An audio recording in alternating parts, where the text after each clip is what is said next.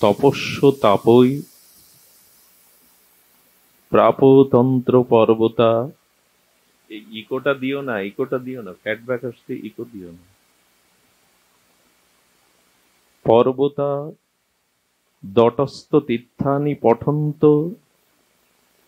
চা গমান যজন্ত জৈগাদি বিদস্ত বাদৈ হরিং বিনা নৈব মৃতিং তরন্তি।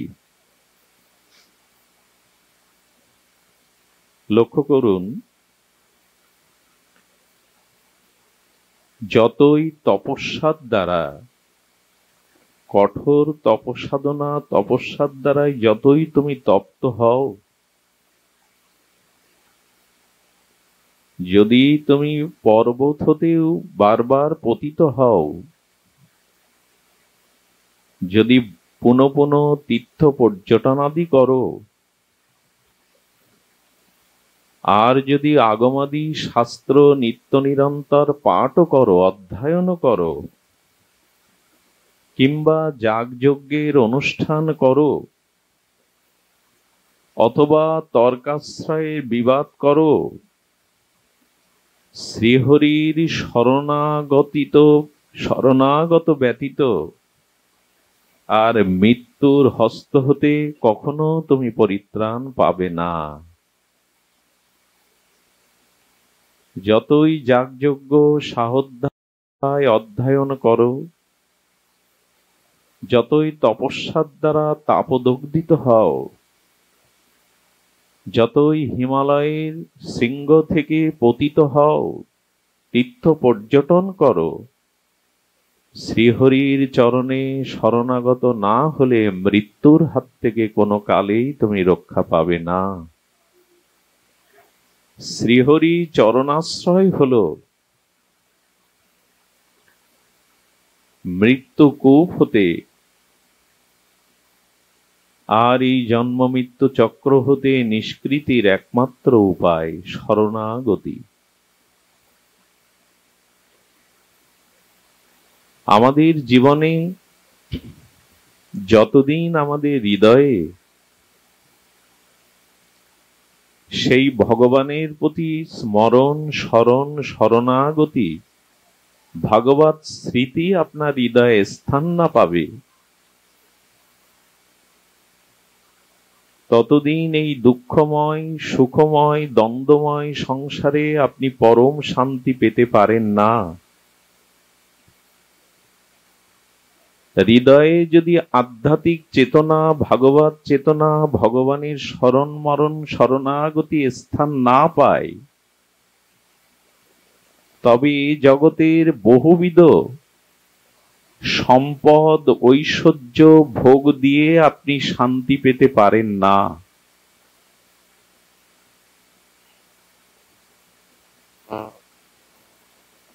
এজন্য ভগবানকে হৃদয়ে স্থান দেওয়া, ভগবানের শরণ, ভগবানের শরণাগতি ব্যতীত আর এই লক্ষ্যকে, এই সিদ্ধান্তকে আপনাকে আগে হৃদয়ে স্থাপন করতে হবে।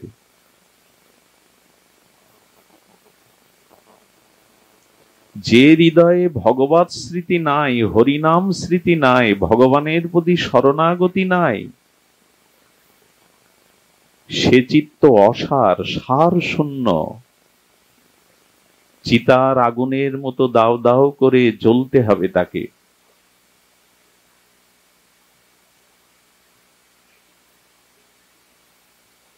শ্রী ভগবানের চরণাশ্রয় ব্যতীত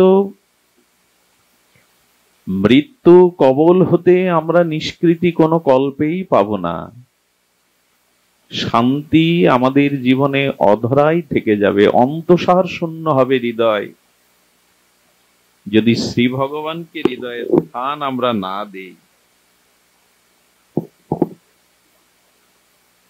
এই জন্য যাগ যজ্ঞ তীর্থ পর্যটন সাহোধ্যায় তপস্যার সবকিছু সার হলো, সবকিছুর কেন্দ্রবিন্দু হলো ভগবত চরণে আমাদের শরণাগতি, ভগবত চরণকে আশ্রয় করা, হৃদয়ে সিদ্ধান্ত সংকল্পপূর্বক এই চেতনাটা হৃদয়ে জাগিয়ে রাখা, জং লব্ধা চাপরং লাভং মান্নাতে নাধিকাং তত যস্মিন স্থিত ন দুঃখেন গুরুণাল্লপি বিলশ্চতে।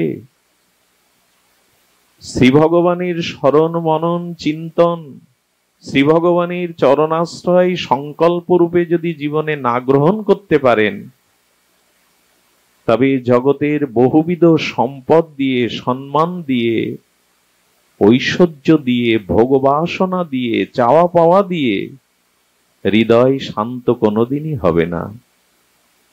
আজ পর্যন্ত কারো হয়নি।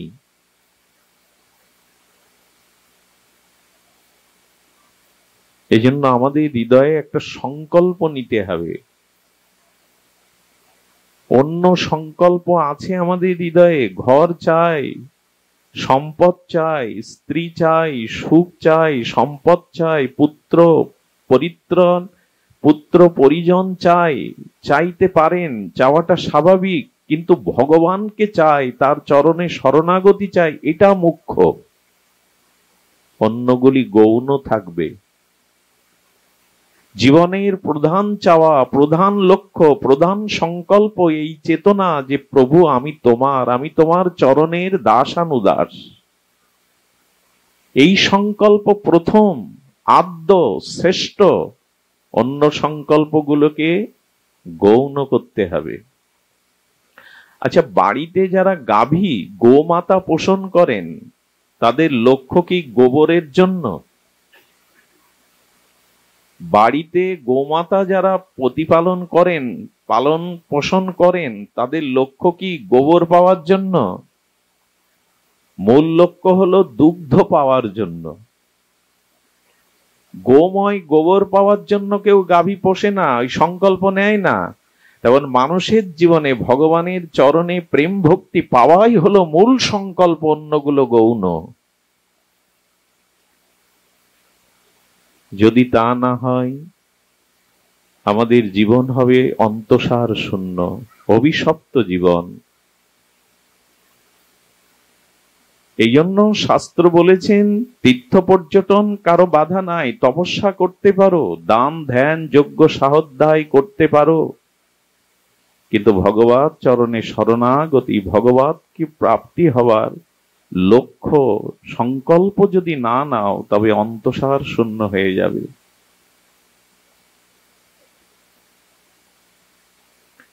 এই জন্য আমাদের ভগবানের শরণাগতি একান্ত প্রয়োজন।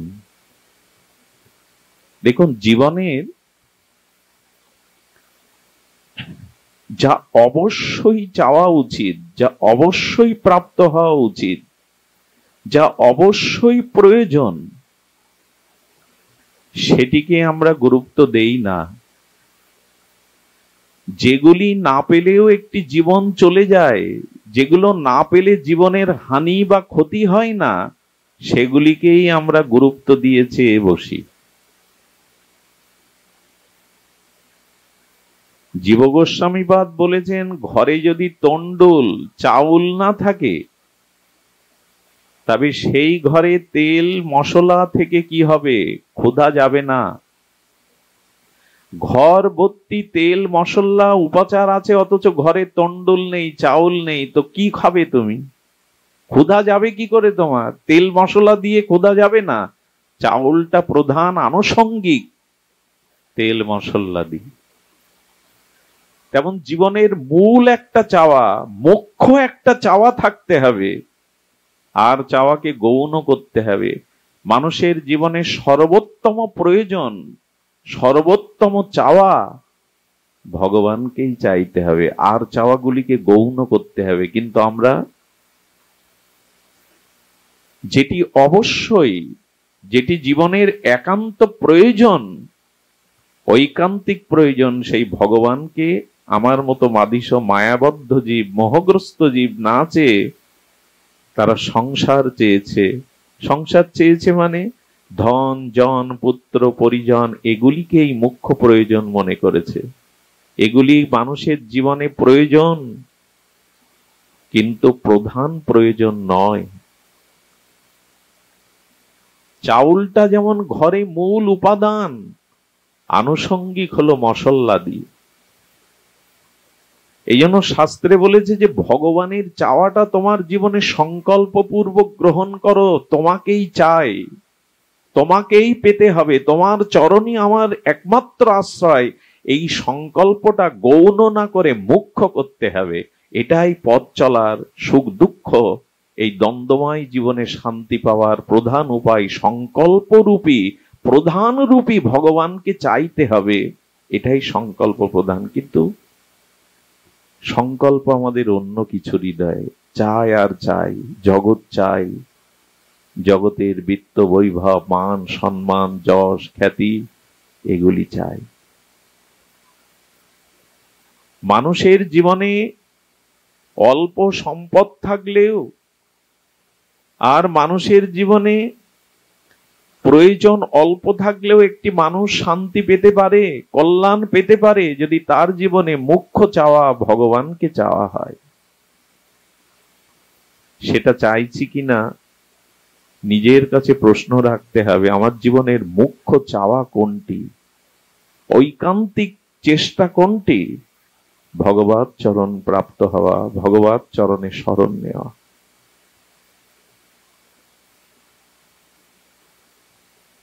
এই সংকল্প থাকলেই কেবল আপনি দ্বন্দ্বময় পৃথিবীতে ভগবানের চরণে পৌঁছাবার পথটা আপনার জন্য মসৃণ হয়ে যাবে। সুখ আছে, দুঃখ আছে, মান আছে, অপমান আছে, জরা আছে, ব্যাধি আছে, আত্মীয় স্বজনের দেওয়া ব্যথা বেদনা আছে, কিন্তু এর মধ্যেও আপনি মসৃণ ভাবে জীবনের পথ চলতে পারবেন যদি ঈশ্বর চাওয়াটাকে, শরণাগতিটাকে হৃদয়ে প্রাধান্য দেন। প্রাধান্য দিতে হবে তাকে।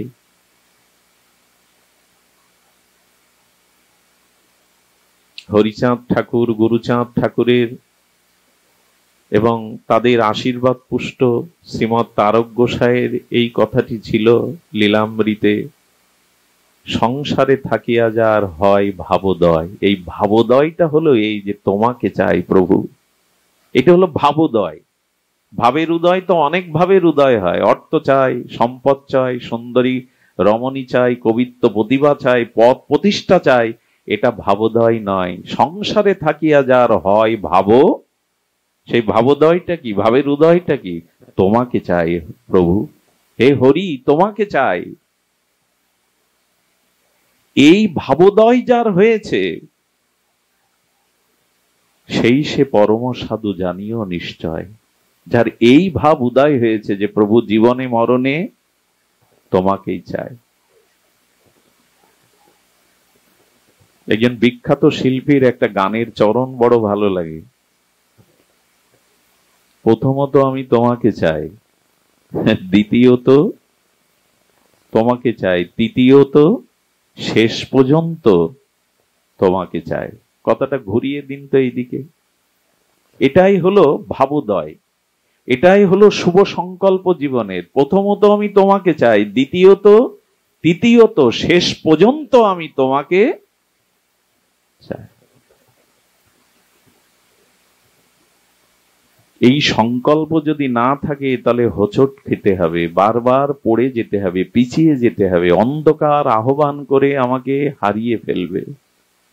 একটু সংকল্প তো থাকবে। আজকে যেমন আপনাদের চিত্তে শুভ সংকল্প ছিল আজ ভাগবত পরিমণ্ডলে কারারগাতি সার্বজনীন শান্তি হরি শ্রীমন্দিরে ভাগবতে যাব। এই জন্য তো এত পথ পরিক্রমা, এত কায় ক্লেশ, নিজ গৃহকর্ম ছেড়ে এখানে এসেছেন। সংকল্পটা ছিল বলেই তো এসেছেন। তেমন ভগবান তোমাকে চাই, তোমার চরণে প্রেম ভক্তি চাই, এই শুভ সংকল্প না থাকলে পৌঁছাবেন কি করে? সংকল্প তো চাই। আর এই বর্তমান যে যুগ সন্ধিক্ষণে আমরা এসে পৌঁছেছি, এটা করুণার যুগ, এটা কৃপার যুগ, এটা তপস্যার যুগ নয়। এটা সাধ্যায়, এটা তপস্যা, এটা যজ্ঞ, এটা অর্চনের যুগ নয়। বর্তমান যুগ সন্ধিক্ষণের একমাত্র যুগ ধর্ম, একমাত্র জীবের ধর্ম হরি নাম, হরি কথা। কেউ বিতর্ক তুলবে না কথাই যে হরি নামই হলো এই যুগের যুগ ধর্ম। একথা কেউ কোনো মত পথেরই মানুষ বিতর্কে তুলবে না যে হরি নাম, হরি কথা, হরি লীলাই হলো এই যুগের একমাত্র প্রতিপাদ্য বিষয়। এ যুগ তপস্যা, এ যুগ যজ্ঞের, এ যুগ পাণ্ডিত্যের নয়, এই যুগ সংকীর্তনের যুগ। এই যুগ হরিনাম সংকীর্তনে মাতহারা হওয়ার যুগ।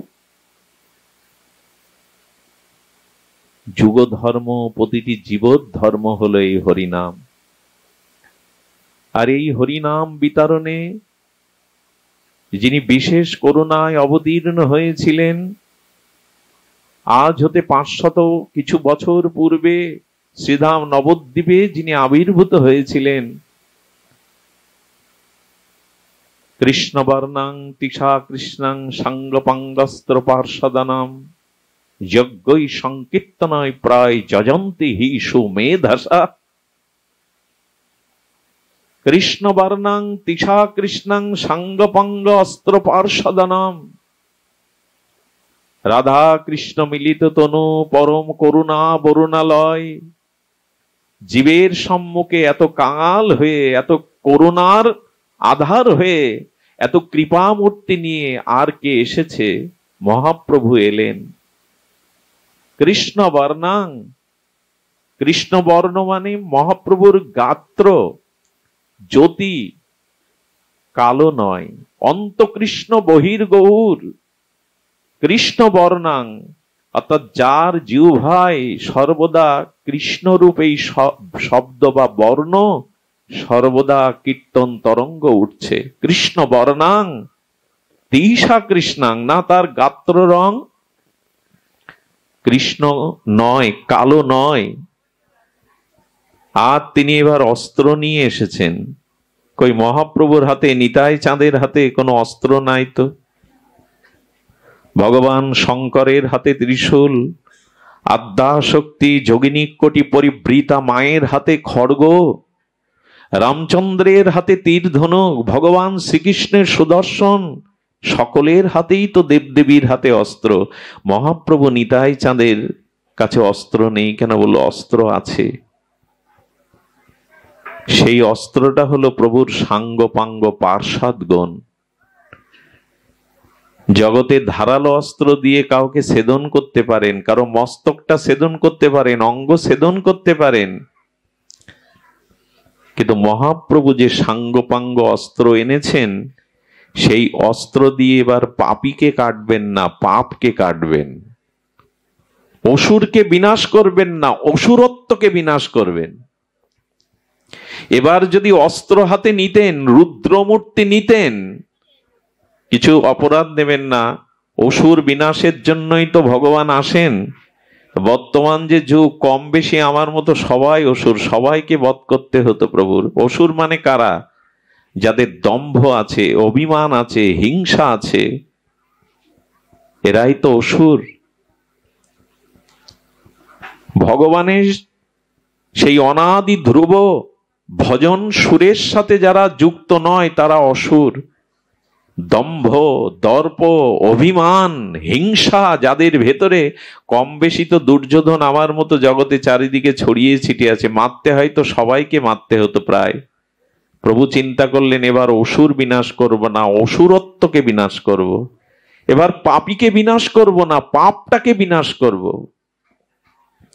এই জন্য সাঙ্গপাঙ্গ তিনি এনেছেন। এনেছেন নিতাই চাঁদকে, এনেছেন অদ্বৈত আচার্যকে, এনেছেন গদাধর পণ্ডিত গোস্বামীকে, এনেছেন শ্রীবাসাদি ভক্তবৃন্দকে। এই ভক্তরাই জীবের দ্বারে দ্বারে গিয়ে তাদের অসুরত্ব নাশ করে, তাদের পাপকে বিনাশ করে অযাচিত প্রেম ভক্তি দিয়েছেন।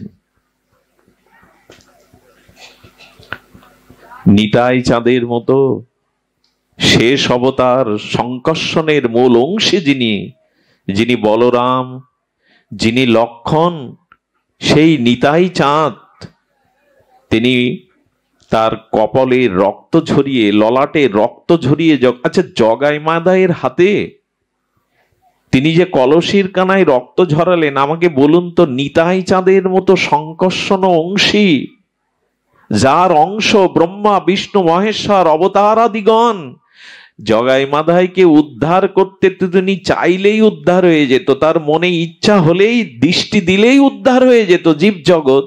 তো তাদের কলসির কানা খেতে গেলেন কেন নিতাই চাঁদ? উদ্ধার করতে পারতো না মনে সংকল্প নিলে? জগৎ তরাতে পারে নিতাই। জীবের সামনে দৃষ্টান্ত রেখে গেলেন, শোনো, আমি লক্ষণ, আমি বলরাম, আমি শেষ অবতার, তবু এই যুগে আমি করুণা নিয়ে এসেছি। অক্রোধ পরমানন্দ, অভিমান শূন্য, অক্রোধ শূন্য নিতাই চাঁদ দয়ার সাগর হেসে বললেন, তোমাদের মতো জগাই মাধাইকে উদ্ধার বা প্রেম দানের জন্য যদি রক্তও ঝরাতে হয় আমি রাজি আছি, রক্ত ঝরিয়েও আমি তোমাদের কল্যাণ করব। এত বড় করুণা কোন যুগে কোন ভগবতের অবতারে আছে?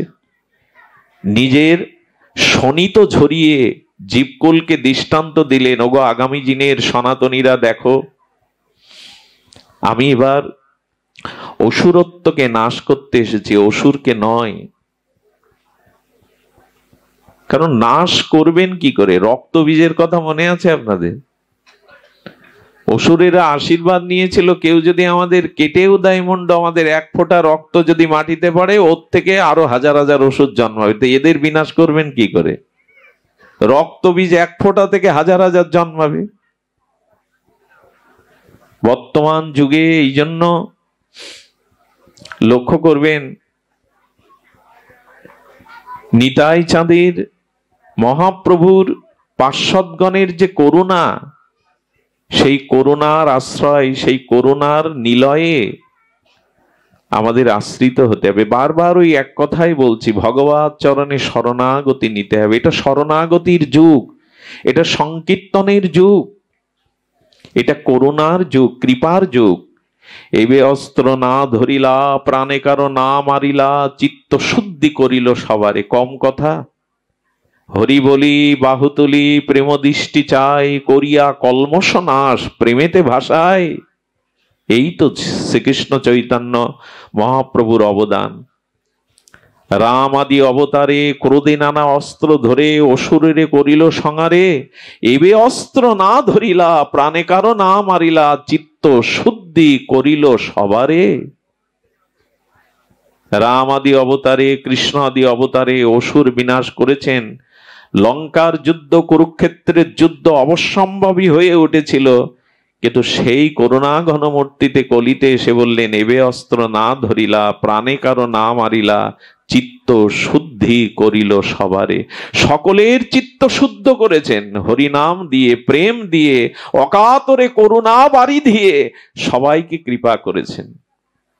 আরে মহাপ্রভু শ্রীকৃষ্ণ চৈতন্য যাচ্ছেন, একদল মাতাল আর প্রভুকে দেখে উপহাস করতে করতে বলছেন, এই শোন, আরে এই যে গোরা, এই যে নিমাই, এর একটা জিনিস ভালো লাগে, ওর নাচটা বড় মধুর লাগে, ওর নৃত্যটা বড় মধুর লাগে, আয় না ওর পেছনে লাগে, এই নিমাই আমাদের নৃত্য করে দেখাও।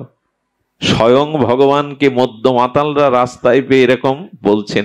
আছে ভগবান এরকম মেনে নিয়েছেন? আরে তোমার নৃত্যটা ভালো লাগে, হাত পা বেঁকিয়ে আমাদের একটু নাচ দেখে আনন্দ দাও।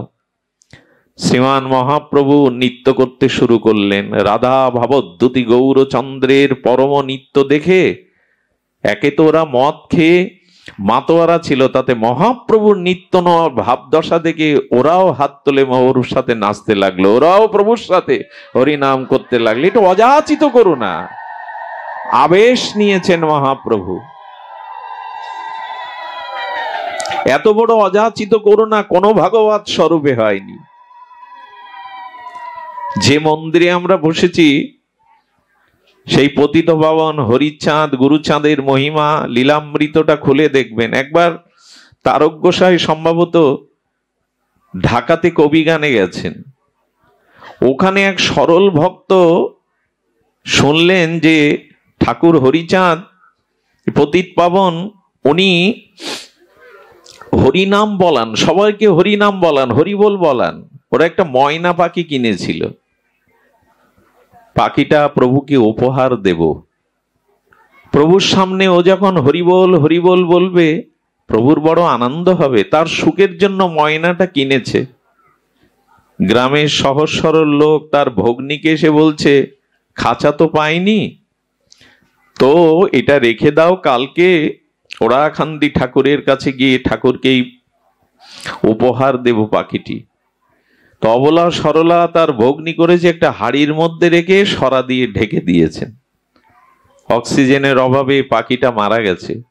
সকালে ওইটি কি ক্রন্দন, সহজ সরল বোঝে নাই পাখি উড়ে যাবে, ঢাকনা দিয়েছে। ভাই বোন মিলে রোদন করছে, করতে করতে ভাই বলছে, দেখ হরিনামে মৃত জীবন ফিরে পায়, শুনেছি হরিনাম অমৃত সুধা, সঞ্জীবনী সুধা, চল আমরা ঠাকুরের কাছে নিয়ে যাই। পাখিটাকে ঠাকুরের সামনে রেখে সেই সহজ সরল ভাই বোন ক্রন্দন করছে, ঠাকুর তোমার জন্যই পাখিটাকে এনেছিলাম, কিন্তু নিজেদের ভুলে অবুঝতায় পাখিটা মারা গেল। পাখিটার সামনের দিকে তাকিয়ে ঠাকুর করুণার দৃষ্টিতে বলছেন, হরিবল হরিবল। কয়েকবার বলার পরে কি বলবো আপনাদের, লীলামৃতে দেখলাম পাখিটা জীবন্ত হয়ে হরিবল হরিবল বলতে লাগলো, প্রভুর সামনে হরিবল বলতে লাগলো।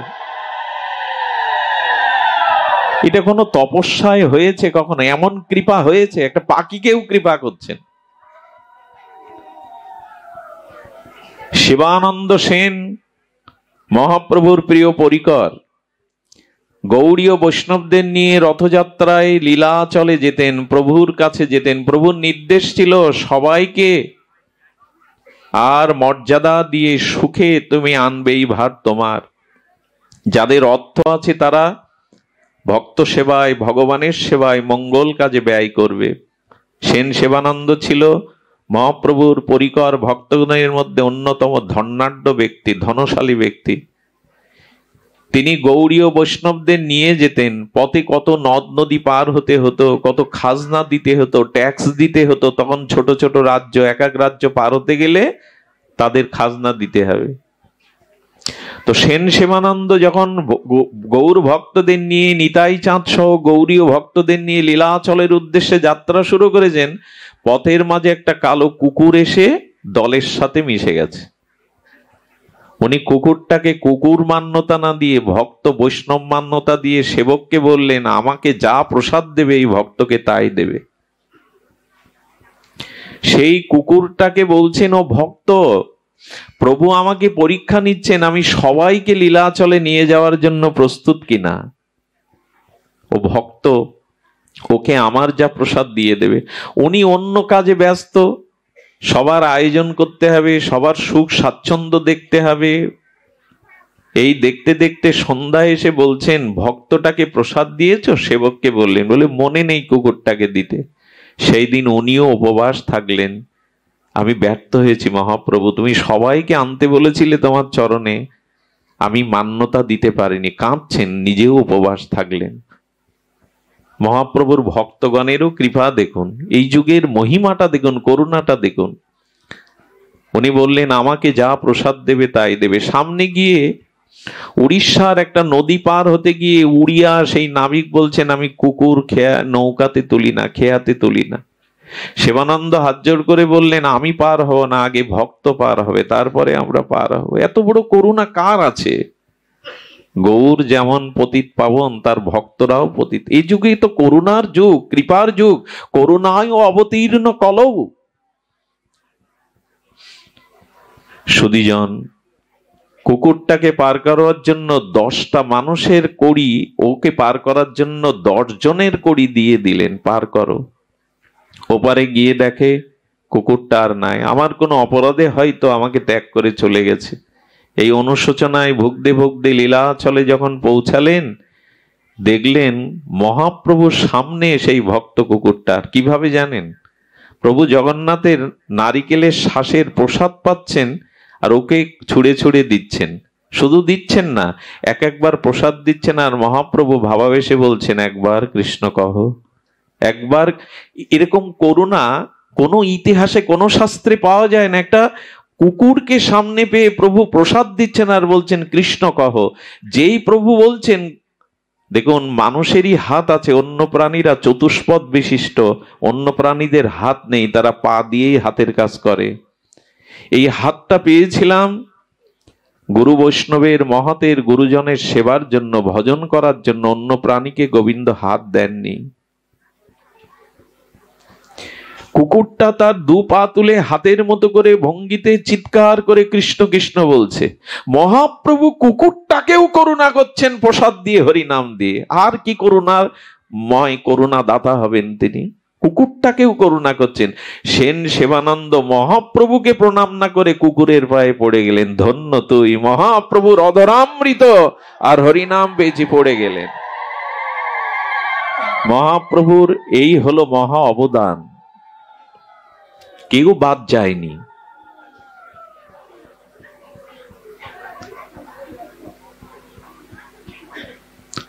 কেহ বাদ যায়নি। করুণায় অবতীর্ণ কল, সমর্পয়ত উন্নত উজ্জ্বল, সভক্তি রসশ্রিয়ং। ব্রহ্মাদির যে রস পায়নি মহাপ্রভু, সেই হরিনামের মধ্যে, প্রেম দানের মধ্যে জীবকে তাই দিলেন। মানুষের কি কথা, পশুকেও তিনি প্রেম দিচ্ছেন, হিংস্র জীব জন্তুকেও, বনের ব্যাঘ্রকে, সর্পকে, হরিণকে পর্যন্ত মহাপ্রভু প্রেম দান করেছেন ঝাড়িখণ্ডের পথে। ঝাড়িখণ্ডের জঙ্গলে, বনপথে প্রভু পাথরকে গলিয়েছেন হরিনাম দিয়ে। এ তো সকলের জানা। এজন্য এই যুগ প্রেমের যুগ। যদি বলেন তাহলে এত যুদ্ধ কেন, এত রক্তক্ষয় কেন, পৃথিবীতে এত অস্ত্রের ঝঞ্ঝানানি কেন? এর একটাই কারণ, প্রেম শূন্য পৃথিবী আজ ধ্বংস হতে বসেছে। শুধু প্রেম নাই, হিংসা দিয়ে হিংসাকে জয় করা যায় না। অস্ত্র দিয়ে জগতে কখনো প্রেম আসেনি। আপনি জয়ী হতে পারেন, ভূখণ্ড দখল করতে পারেন, দুর্বলের উপর অত্যাচার করতে পারেন সামরিক শক্তির দ্বারা, কিন্তু শান্তি আপনি পাবেন না। ছোট্ট একটা কথা আপনাদের বলি, আমেরিকা ইরাক দখল করার পরে শান্তি পেয়েছে বলে ইতিহাস বলেনি, শেষে চলে যেতে হয়েছে তাদের।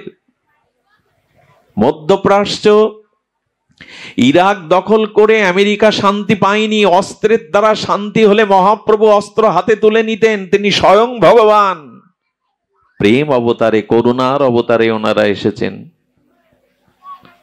আজ আমরা প্রেম থেকে অনেক দূরে। ছল কপটতা, হিংসা, এগুলি জগতে কারো মঙ্গল বয়ে আনেনি। অস্ত্রে যদি প্রেম প্রতিষ্ঠিত হতো, মহাপ্রভু অস্ত্র ধরতেন। কাজী উদ্ধারেও পর্যন্ত তিনি প্রেমকেই অবলম্বন করেছেন। বীরত্ব থাকতে হবে, বীর্যবত্তা থাকতে হবে, সাহস থাকতে হবে, ক্ষাত্রবল থাকতে হবে, কিন্তু হৃদয়ে প্রেম না থাকলে শ্মশান হয়ে যাবে, পুড়ে ছারকার হয়ে যাবে। করুণা চাই, প্রেম চাই। এই প্রেমের জন্যই, আর এই প্রেম দিতেই মহাপ্রভু সাঙ্গপাঙ্গ এসেছিলেন। দেখুন, পঞ্চতত্ম আত্মকং কৃষ্ণং ভক্ত স্বরূপং, পঞ্চতত্ম আত্মকং কৃষ্ণং ভক্ত স্বরূপম। এই তো পঞ্চতত্ত্ব আমাদের সামনে এসেছে। আমরা যখন পঞ্চতত্ত্বের এই বিগ্রহগুলো দেখি, এই পঞ্চতত্ত্বের প্রভু যাদের নিয়ে এসেছেন সাঙ্গ পাঙ্গাস্ত্র পার্শ্বদানাম, তারা কেমন অস্ত্র দেখুন। মহাপ্রভু এবার ভক্ত রূপ নিয়েছেন। খুব রহস্যের একটা কথা শুনুন, চৈতন্য মহাপ্রভু ভগবান রূপ নেননি। কি রূপ নিয়েছেন? ভক্ত রূপ। আচ্ছা, ভগবান ভক্ত হতে যাবে কেন? কোন দুঃখে ভগবান ভক্ত হবে একটু বলুন তো? ভগবান তো ভক্ত রূপেই আসবে। কিন্তু মহাপ্রভু ভগবান, স্বয়ং ভগবান কৃষ্ণই, আর দাপরের কানাই গৌর হয়ে তো এলেন, আর রাধা ভাবকান্তি নিয়ে এলেন, কিন্তু তিনি ভক্ত রূপ নিলেন। মহাপ্রভু কিন্তু ভগবান রূপে আসেননি, ভক্ত রূপে এসেছেন। ভক্ত রূপে এসে নিজে ভজন করেছেন, কেঁদেছেন, কাঁদিয়েছেন। মহাপ্রভু বিতরণ করেছেন হরিনাম, ব্রজপ্রেম, কারণ তিনি ভগবান স্বরূপে না, ভক্ত রূপে এসেছেন। কেন এসেছেন জানেন? আমি যদি ভজন না করি, এই কাল কবলিত কলির জীবগুলো আদর্শ সামনে না দেখলে, আমি যদি ভজন না করি, নিজে যদি আচরণ না করি, ওদের মধ্যেই প্রেম ধর্ম, নাম ধর্ম, দৈন্য ধর্ম যাবে না। এই জন্য এই যুগে ভগবান ভক্ত রূপে এসেছেন। ভক্ত রূপে না আসলে হরি বলে বাহু তুলে কাঁদে। নগরে নগরে নগর সংকীর্তনে, পথ সংকীর্তনে, জাতীয় সংকীর্তনে 24 বছর বয়সে মহাপ্রভু আমাদের জন্য কি ত্যাগ স্বীকার করলেন। অখণ্ড ভারতে এই হরিনাম ধর্ম, প্রেম ধর্ম কাশী জয় করলেন, প্রকাশানন্দকে জয় করলেন, সার্বভৌমকে লীলাচলে জয় করলেন। পাণ্ডিত্যের মুখে তিনি ভক্তির বাণী বলালেন। যারা বেদ পাঠ করত, পাণ্ডিত্যে যারা বিজিত ছিল, ব্রহ্মজ্ঞানী ছিল, তাদেরকেও নাচালেন, গাওয়ালেন, হরিনাম বলে তাদের ধুলায় গড়াগড়ি দেয়ালেন। কেন করলেন এটি? নিজে ভক্ত হয়ে আচরণ করছেন। এই যুগে আচরণ না করলে কেউ আপনার কথা নেবে না, মানবে না। বড় বড় কথা বলে কোনো লাভ নেই। অনেক দুষ্ট, অনেক শয়তান মানুষেরও স্মৃতিশক্তি থাকে, তারা শ্লোক হাজার হাজার মুখস্থ করে বলতে পারে ঘন্টার পর ঘন্টা। তাতে কি হবে? তুমি যদি আচরণশীল না হও, তোমার কথা কেউ নেবে না, মানবে না। এই জন্য ভগবান ভক্ত রূপে আচরণ করছেন। কৃষ্ণ বলে আজ কৃষ্ণই কাঁদছেন। পর্বত কাঞ্চন স্বর্ণ অঙ্গ ধুলায় লুটাচ্ছেন মহাপ্রভু। কেন কাঁদছেন? আপনি না কইলে ধর্ম শেখানো না যায়। নিচে আচরণ না করলে অন্যকে শেখানো যায় না, তা কাজে আসে না। বর্তমান যুগে এত যাগ যোগ্য ধর্ম প্রচার হচ্ছে, মানুষের আত্মিক উন্নতি যতটা হওয়া উচিত ততটা হচ্ছে না। তার কারণ যিনি বলছেন তিনি হয়তো আচরণ করেন না। আপনাকে যদি রিভলভার দিয়ে বুলেট শুট করা হয়, আপনার হৃৎপিণ্ড ভেদ হবে, আপনি পড়ে যাবেন। কিন্তু ওই বুলেটটা রিভলভার দিয়ে না দিয়ে যদি হাত দিয়ে ছুড়ে মারেন, ভেদ হবে তো? ভেদ হবে কি? হবে না। ওই বুলেটটায় আঘাত খেয়ে পড়ে যাবে। রিভলভারের মতো প্রযুক্তিবিদরা একটা গতি সঞ্চার করেছিল ওর মধ্যে, হাতের ওই গতি নাই। হাত দিয়ে বুলেট ছুড়লে বিদ্ধ হবে না, মরবে না কেউ, বরঞ্চ বুলেট আঘাত খেয়ে পড়ে যাবে। রিভলভার দিয়ে শুট করতে হবে। তা যিনি নিজে ভক্ত আচরণ করেন, ভক্তির আচরণ করেন, যাজন করেন, তার কথার মধ্যে, তার প্রচারের মধ্যেই লোকের লোককল্যাণের শক্তি নিহিত থাকে। নিজে আচরণ না করলে ও কথা কেউ মানবে না। হয়তো 2-4 ঘন্টা মানুষকে মোহিত করা যায়, তাতে কাজ হবে না। এই জন্য ভগবান এবার ভক্ত রূপে এসে আচরণ করছেন। দৈন্য কাকে বলে, প্রেম কাকে বলে, করুণা কাকে বলে, নিজে আচরণ করছেন।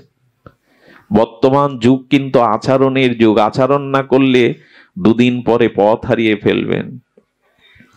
হঠাৎ করে বিজ্ঞাপনের দ্বারা মানুষকে মোহিত করে লাভ হবে না। আপনি না কইলে ধর্ম শেখানো না যায়। আপনি আচরণ করে জীবকে শেখাচ্ছেন মহাপ্রভু। এই জন্য মহাপ্রভু ভক্ত রূপে এসেছেন। ভক্ত রূপে না আসলে আমরা ভজন, মহাপ্রভু দৈন্য প্রধান, প্রেম প্রধান, কারুণ্য প্রধান, এটা উপলব্ধি করতে পারতাম না। প্রভু নিজে ভগবান হয়ে বৈষ্ণব সেবা করছেন। বৈষ্ণবদের কাপড়গুলো রোদ্দুরে কেচে শুকাতে দিতেন, ওগুলো ভাঁজ করে আবার বৈষ্ণবদের ঘরে রেখে আসতেন। মহাপ্রভু এসব আচরণ ভক্তদের জন্য করেছেন। নিজে ভক্ত আবেশ নিয়ে তিনি আচরণ করেছেন। এই জন্য এই যুগে যদি আচরণ না করেন, নিজের স্বীয় জীবনে যদি ভক্তি ধর্ম, দৈন্য ধর্ম, প্রেম ধর্ম গ্রহণ না, আচরণ না করেন, তাহলে আপনার দ্বারা জগৎ কল্যাণ হতে পারেন। এই জন্য ভগবান আজ ভক্ত রূপে এসেছেন। আর একটা কারণ আছে, এটা মুখ্য কারণ, এটা অন্তরঙ্গ কারণ। কারণটা কেমন জানেন? রাধা রানী ব্রজে ভগবানকে সেবা করে ভালোবেসে ভগবানের জন্য 100 বৎসর বিরহ যে আনন্দ পেয়েছিলেন, গোবিন্দ এই আনন্দ পাননি, কারণ ভক্ত হলো আশ্রয় তত্ত্ব আর ভগবান হলো বিষয় তত্ত্ব। একটু ধ্যান দিতে হবে এবার। ভক্ত হলো আশ্রয় তত্ত্ব আর ভগবান হলো বিষয়। আশ্রয় বিষয়টা একটু বুঝতে হবে। বস্তু ধর্ম যেখানে উচ্চারিত হয়, বস্তু উচ্চারিত হওয়ার জন্য যেখানে দ্রব্য উচ্চারিত হয়, কি করে বোঝায়? মা হলো আশ্রয়, সন্তান হলো বিষয়। মা না হলে সন্তান পাওয়া যাবে কি? আকাশ থেকে পড়বে কি? মা হলো আশ্রয়, সন্তান হলো বিষয়। তৃষ্ণাটা আশ্রয়, জল হলো বিষয়। তৃষ্ণাটা আশ্রয়, জল তো আছে, তৃষ্ণা না লাগলে জলের সন্ধান কে করবে? তৃষিত ব্যক্তিই তো জলের সন্ধান করবে, অমৃত জল পান করে তার তৃষ্ণা নিবারণ করবে। তৃষ্ণাই যদি না থাকে জল থেকে কি হবে? এখানে তৃষ্ণাটা হলো আশ্রয়, জল হলো বিষয়। যষ্টিটা হলো আশ্রয়, অন্ধ হলো বিষয়। একজন অন্ধ ব্যক্তিকে যষ্টি ছাড়া লাঠি ছাড়া ছেড়ে দিন, পড়ে যাবে, কিন্তু যষ্টিটা থাকলে ঠিক ঠিক সে বাজার পর্যন্ত তার লক্ষ্যে পৌঁছাতে পারবে। অন্ধ হলো বিষয় আর যষ্টিটা হলো আশ্রয় তত্ত্ব আর ভগবান হলো বিষয় তত্ত্ব। বিষয় তত্ত্বে যা আনন্দ থাকে তার থেকে কোটি গুণ আনন্দ থাকে আশ্রয়ে। নিশ্চয়ই ধ্যান দিয়ে শুনছেন। এই বিষয়টা না বুঝলে আমরা মহাপ্রভু স্বয়ং ভগবান ভক্ত রূপে কেন এলেন তা শুনুন। রাধারানী হলেন আশ্রয়, গোবিন্দ হলেন বিষয়। রাধারানী গোবিন্দকে মন প্রাণ জীবন যৌবন সর্বস্ব দিয়ে তাকে ভজন করে তার জন্য শতবৎসর বিরহ তাপের তিনি কি আনন্দ পেয়েছেন, এটা গোবিন্দের অনুভবে আসেনি। কথাটি একটু যদি আমরা সাংকেতিক ভাবে একটু দৃষ্টান্ত দ্বারা বোঝাই, 2 বছর পর বিশ্ববিদ্যালয়ের পড়ুয়া সন্তান বাড়িতে এসছে, মায়ের কাছে এসছে। এখন মা তার প্রিয় আস্বাদ্য বস্তুগুলো জানে, সন্তান কি খেতে ভালোবাসে, সব উপচারগুলো রন্ধন করে মা অপেক্ষা করছে খোকাকে নিজের হাতে পাওয়াবো। এখন রাত 9টা 10টা 11টা বেজে যাচ্ছে, সন্তান আসছে না। পাতা পড়লেই মনে হচ্ছে ওই বুঝি খোকা আসছে, বারবার রাস্তার দিকে তাকাচ্ছে, চিন্তায় মুখটা শুকিয়ে গেছে। রাত 12টা 1টা বেজে গেল, মার তো চোখে জল, মা কষ্ট এবং প্রতীক্ষার প্রহর গুনছে। হঠাৎ সন্তান এলে মা কেঁদে ফেলেছে। কোথায় গিয়েছিলি? তোর জন্য আমি ঘুমাইনি, পাইচারি করছি, কত উৎকণ্ঠিত, কোথায় গিয়েছিল? এই ভাব যে মার হতে পারে সন্তানের জানা ছিল না। বন্ধু বান্ধব পেয়েছে, বহুদিন পরে বাড়ি এসেছে, ভুলে আছে বন্ধু বান্ধব নিয়ে আড্ডায়। মা তোমার এমন হচ্ছে কেন? আচ্ছা মা, আমি ঘরে ফিরতে আমি কি ছোট আছি, বড় হয়েছি? বন্ধু বান্ধবের সাথে একটু আড্ডা দিচ্ছিলাম, তোমার কেমন হচ্ছিল আমি না ফেরা দেখে? তোমার হৃদয়ে আমার জন্য কেমন উৎকণ্ঠা হচ্ছিল বলো তো? আচ্ছা আপনারাই বলবেন, মা কি ওকে বোঝাতে পারবে যে সন্তান ফিরতে দেরি হলে মায়ের বুকে কি উৎকণ্ঠা? এটা বোঝানো যাবে ভাষা দিয়ে? একটু কথা বলুন, বোঝানো যাবে? বলছেন আমি শত চেষ্টা করেও তোকে বোঝাতে পারবো না যে মার প্রতীক্ষার হৃদয়ে কিরূপ ব্যাকুলতা হয়। বললেন মা আমি শিক্ষিত, বিশ্ববিদ্যালয়ে পড়ি, আমাকে বোঝাও, আমি বুঝবো। বলে তুই বুঝতে পারবি না। সন্তান তখন বলছে কোনোদিনই বুঝবো না। বলে হ্যাঁ, একদিন বুঝবি, যেদিন তুই আমার ভূমিকায় থাকবি। তোর সন্তান হবে, তোর সন্তানের জন্য যখন তুই প্রহর গুনবি, প্রতীক্ষা করবি, সেই দিন আমার হৃদয়ের ভাষাটা তুই অনুভব করবি। এর আগে বুঝবার কোনো উপায় নাই। এজন্য শাস্ত্র বলছেন বিষয়ের মধ্যে, বিষয়ের থেকে 100 কোটি গুণ আশ্রয় হলো আনন্দ। গোবিন্দ তখন চিন্তা করলেন, আমি যদি ভক্ত না হই, রাধারানী ভক্ত স্বরূপ, আমি যদি ভক্ত না হই তাহলে ভগবানকে আস্বাদন করে সাধন ভজন করে ভগবানের জন্য দুপটা প্রেমশ্রু বিসর্জন দিয়ে কি সুখ, এটা তো আমার পাওয়া হয়নি। গোবিন্দের তখন মনে লোভ জাগলো, ক্ষোভ জাগলো, আমাকে তবে ভক্ত হতে হবে। ভক্ত হয়ে ভজন করে প্রেম আস্বাদন করে আনন্দ উপলব্ধি করতে হবে। গোবিন্দ তখন গীতা ভাগবত সব শাস্ত্রদের ডেকে বললেন কি আমি ভগবান, তোমরাই শাস্ত্রে প্রতিপাদন করেছে, কিন্তু আমি ভক্ত হব কি করে আমাকে জানাও। ভগবান নিখিল শাস্ত্রকে, বেদাদি শ্রুতি স্মৃতি শাস্ত্রকে বলছেন আমি ভক্ত রূপ নেব, ভক্ত কিভাবে হতে হবে আমাকে জানাও। ভগবান জানে না, কারণ উনি ভগবানের তত্ত্বে আছেন, ভক্তি তত্ত্বে এখনো আসেন নি। সর্বশক্তিমান ভগবান, সর্বজ্ঞ ভগবান, কিন্তু ভক্তের ভক্তির অপেক্ষা আছে ভগবানের। উনি তো ভজনীয় তত্ত্ব, উনি ভক্তদের ভজন নিয়েছেন, কিন্তু নিজে ভজন এভাবে করেননি, কারণ আশ্রয় তত্ত্বে উনি আসেননি।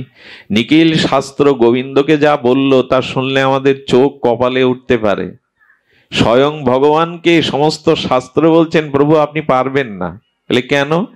বলে ভক্ত হতে গেলে নিষ্কিঞ্চন বিশুদ্ধ অনুভববেদ্য ভক্তের চরণ ধুলি আপনাকে সমস্ত অঙ্গে অভিষেক করতে হবে। ভক্তের চরণ ধুলি না নিলে আপনি ভক্ত হতে পারবেন না। এর ভগবানকে কেউ পায়ের ধুলো দেবেন আপনারা? আর ভক্তি পাওয়ার, ভক্ত হওয়ার একটাই উপায়, ভক্তের চরণ ধুলি। গোবিন্দ তখন চিন্তা করলেন আমি কার চরণ ধুলি নেব। আচ্ছা গোবিন্দ কার চরণ ধুলি নেবে? উনি বিচার করে দেখলেন রাধা রানীর ন্যায় প্রেম উৎকণ্ঠা আর কারো মধ্যে নাই। একটা কথা বলি, এই যে ব্রজ প্রেম, এই যে রাধা প্রেম, এই যে গোপী প্রেম, এটা জগতে অনন্য।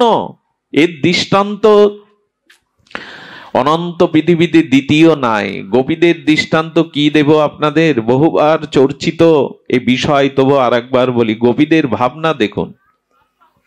এই গোপী প্রেমটা, এই রাধা প্রেমটা মহাপ্রভু পাওয়ার জন্য তিনি শাস্ত্রের সিদ্ধান্ত নিলেন ভক্তের চরণ ধুলিতে অভিষিক্ত না হলে মহত চরণরজ অভিষেকং, মহতের চরণ ধুলিতে অভিষিক্ত না হলে ভক্তি কেউ পাবে না। আর ভক্তি না থাকলে সে ভক্ত হতে পারবে না। ভক্তিময় বলে তিনি ভক্ত, ভক্তি আছে বলেই তিনি ভক্ত। সেই ভক্তি অপেক্ষা আছে, ভগবানের অপেক্ষা আছে।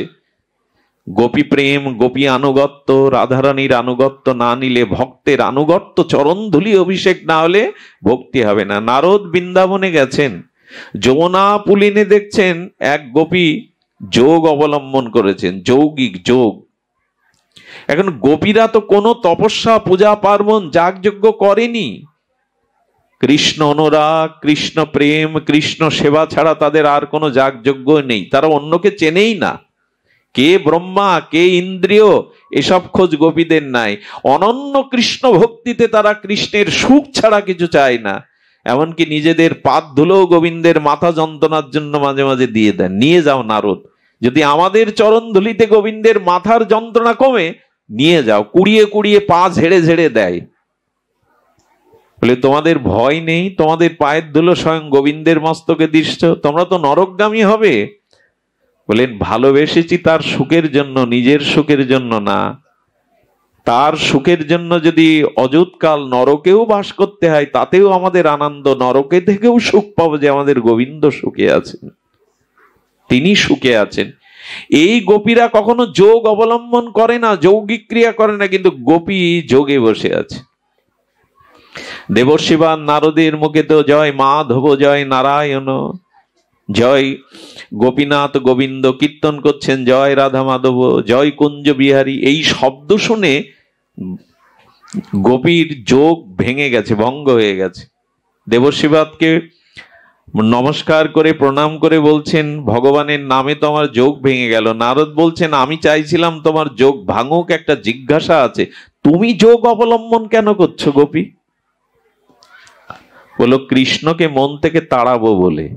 শুনেছেন একথা কখনো? ভগবানকে হৃদয় থেকে তাড়াবো বলে যোগে বসেছি। আরে নারদ বিস্ময় প্রকাশ করে বললেন যুগ যুগান্তর যোগীন্দ্র মনীন্দ্র তারা গোবিন্দকে হৃদয়ে পাবে বলে, হৃদয়ে বসাবে বলে যোগ তপস্যা করে, আর তুমি যোগ অবলম্বন করছো গোবিন্দকে হৃদয় থেকে তাড়াবে বলে। পৃথিবীতে এরকম কথা শোনা যায় না যে কৃষ্ণকে হৃদয় থেকে তাড়াবে বলে উনি যৌগিক পন্থা অবলম্বন করছেন। বলে তাড়াবে কেন? বলে হৃদয় থেকে গোবিন্দকে যদি না তাড়ায় তাহলে আমার সংসার করা হবে না, আমার বেঁচে থাকাই দূর হয়ে যাবে। আমার সংসার আছে, আমার হৃদয় থেকে গোবিন্দকে না তাড়িয়ে দিলে আমি বাঁচতে পারবো না, আমার সংসার উচ্ছন্ন যাবে। বলে কেন, কি হয়েছে? বলে শোনো তাহলে আজকেরই সকালে দুটো ঘটনা। আমি গাভী দহন করছি, গাভী দহন করতে করতে আছে, ওদের তো স্মরণে মননে চিন্তনে অনুধ্যানে গোবিন্দের স্মৃতি। যেই গোপীরা কৃষ্ণ চিন্তা করতে করতে গাভী দহন করছেন, কৃষ্ণ কৃষ্ণ করতে করতে ওই ভাবাবেশে স্ফূর্তিতে গোবিন্দ এসে বলছেন, গোপী যশোদামা কাল রাত্রে আমাকে দুগ্ধ খেতে দেয়নি, ননি খেতে দেয়নি, আমি বড় ক্ষুধার্ত, ওই বাটটা আমার গালের দিকে দিয়ে দহন করো যাতে আমি দুগ্ধ পেয়ে ক্ষুধা নিবৃত্তি করতে পারি। আচ্ছা, গোপী কি করেছে? গোপী করেছে কি, বাটটা কৃষ্ণের মুখের দিকে দিয়ে দহন করতে শুরু করেছে। শাশুড়ি কি আর কৃষ্ণকে দেখে? শাশুড়ির মনে তো আর কৃষ্ণ ভাবনা নিত্য নিরন্তর নাই, উনি দেখছেন স্ফূর্তিতে। শাশুড়ি এসে ধাক্কা দিয়ে বলছেন, দুগ্ধ পাত্রে দুধ না দিয়ে মাটিতে ফেলছো কেন? ওদিকে রাত্রে ঘুমায়নি বুঝি, বড় অলসতা এসেছে বুঝি, গালি দিচ্ছেন। হঠাৎ করে স্মরণ এলো, দুগ্ধ পাত্রে দুধ না দিয়ে কৃষ্ণকে স্ফূর্তিতে মনে করে। চিন্তা করুন তো তাদের আবেশ কতখানি ভগবানের প্রতি। হলো শাশুড়ির গালি খেলাম, দুধগুলো নষ্ট হলো, তো সর্বদা যদি সে আমাকে এইভাবে পেছনে লেগে থাকে, আমার সংসার হবে? আমি সংসার করতে পারবো? আমি ঘর গুছিয়েছি পরিপাটি করে, হঠাৎ বাইরে আমি গোময় দিয়ে গোবর দিয়ে আর ঘুটে দিচ্ছিলাম, কৃষ্ণ কৃষ্ণ করছে, হঠাৎ দেখি ঘরের মধ্যে ননি টনি ছড়িয়ে, ঘরের সব আসবাবপত্র ছড়িয়ে ঘরই নষ্ট করে দিল। আবার গোছাতে হবে, আবার গালি শুনতে হবে শাশুড়ির। আমি সেই গোবর দলা ছুঁড়ে মারলে শাশুড়ির মুখে গিয়ে পড়েছে। ওই তো স্ফূর্তিতে কৃষ্ণ দেখছে, যাহা যাহা নেত্র পড়ে তাহা তাহা কৃষ্ণ। সব জায়গায় মনে যার ভাবনা থাকে নিত্য নিরন্তর, সে তো তাকেই দেখবে। তো শাশুড়ি বলল, হয়েছে কি? ঘাড়ে ভূত প্রেত লেগেছে, পিশাচি লেগেছে, গোবর ছুঁড়ে মারছো, দুধ মাটিতে ফেলছো। শাশুড়ি বলছে, যাও রান্না করতে যাও, জানো সংসার হবে কৃষ্ণ মনে থাকলে। কি অদ্ভুত গোপীদের ভাবনা।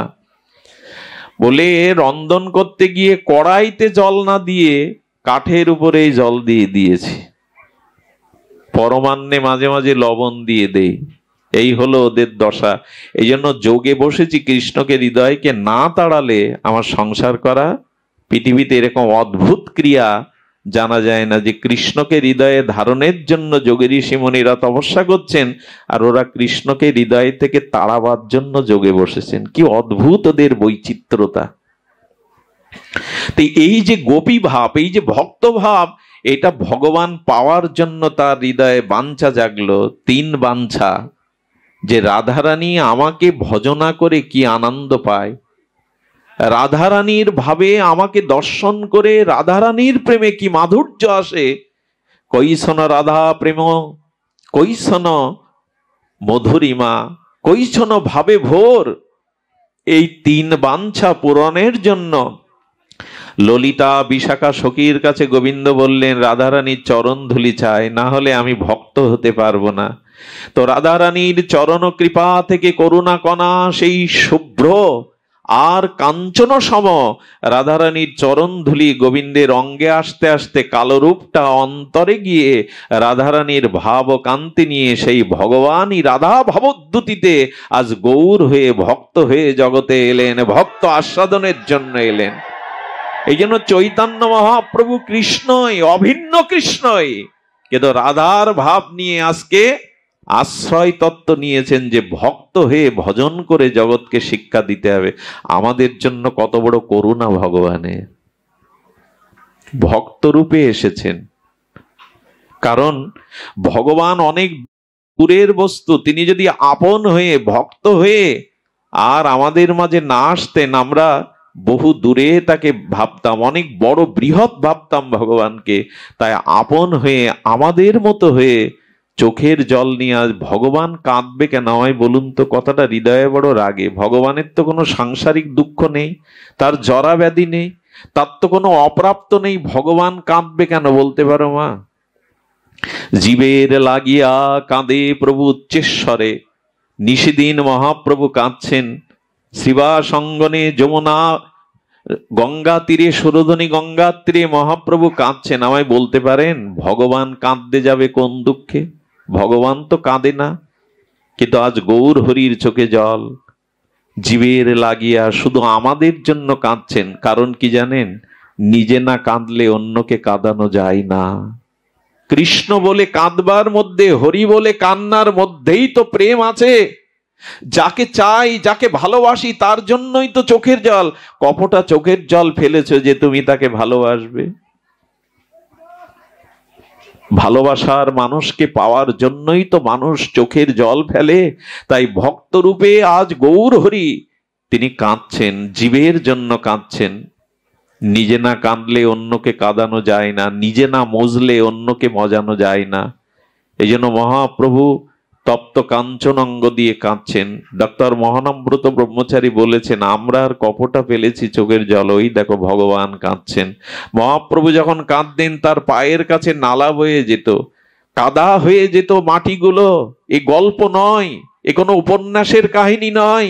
লীলাচলে মহাপ্রভু যখন কাঁদতেন, রাধা মাথুর বিরহে চোখের জলে নালা হয়ে গিয়েছিল, চোখের জলে ওই যে কাদা হয়ে যেত। এত কেঁদেছেন। জীব কতটুকু কাঁদতে পারে? আজ ভগবান ভক্ত রূপে এসে জীবের দ্বারে কাঁদছেন। বদ্ধ জীবের দ্বারে গিয়ে তিনি বলছেন, নিতাই হরিদাস জীবের দ্বারে দাও। ব্রহ্মার অবতার হরিদাস নিত্যানন্দ প্রভুকে জীবের দ্বারে দ্বারে পাঠাচ্ছেন, যাও হরিনাম বিতরণ করো, ভিক্ষা করো জীবের দুয়ারে।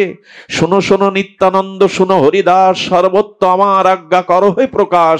জীবের দ্বারে দ্বারে গিয়া করোই ভিক্ষা, ভজো কৃষ্ণ কহ কৃষ্ণ, করো কৃষ্ণ শিক্ষা। কেন পাঠাচ্ছেন তাদের জীবের দ্বারে? ভগবান কাঙাল হয়ে ভিক্ষার ঝুলি নিয়ে কেন জীবকে হরিনাম দান করতে যাচ্ছেন? ভক্ত রূপে এসেছেন, করুণা নিয়ে এসেছেন বলে।